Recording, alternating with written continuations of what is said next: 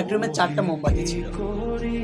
কিন্তু অদ্ভুত বিষয় কি জানেন, এই 4টা মোমবাতির 4টা ইন্ডিভিজুয়াল নাম ছিল।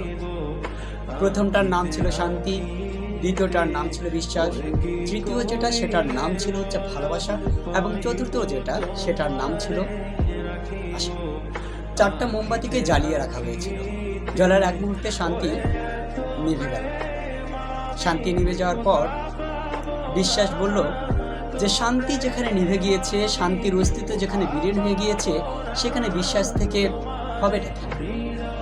শান্তি যেখানে নাই সেখানে শুধু বিশ্বাস দিয়ে আসলে কোনো কিছু করা যায় না। তাই কিছুক্ষণের মধ্যে বিশ্বাসটাও নিভে গেল। কিন্তু বিশ্বাস টিকে থাকার অনেক চেষ্টা করেছিল।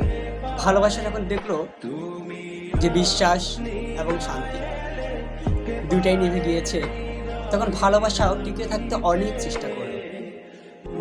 সে চাইলো যে যে করেই হোক আমাকে এখান টিকে থাকতে হবে। এক পর্যায়ে গিয়ে সেও আর টিকে থাকতে পারল না।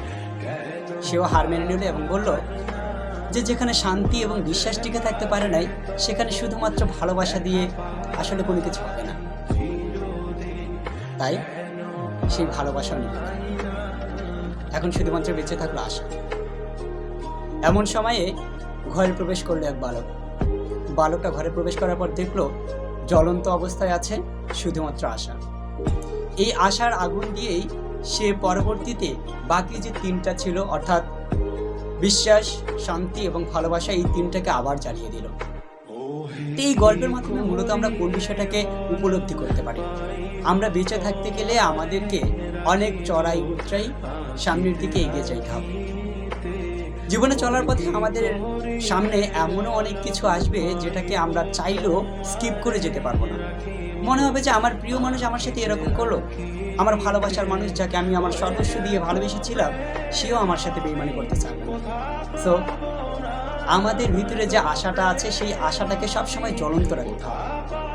সেই আশাটাই একমাত্র আমাদের নিভে যাওয়া সব কিছুকে আবার জ্বলন্ত করে তুলতে পারে। সো আজকের গল্পটা এই পর্যন্তই। এই গল্পটা যদি আপনাদের ভালো লেগে থাকে তাহলে অবশ্যই লাইক, কমেন্ট এবং শেয়ার করতে হবে। এরকম গল্প প্রতিনিয়ত পাওয়ার জন্য পেজটাকে অবশ্যই ফলো করে রাখতে হবে। না হলে তো পরবর্তীতে এই ভিডিও আর পাবেন না। সবসময় তো ভিডিও আর পরেই তো যায়। সো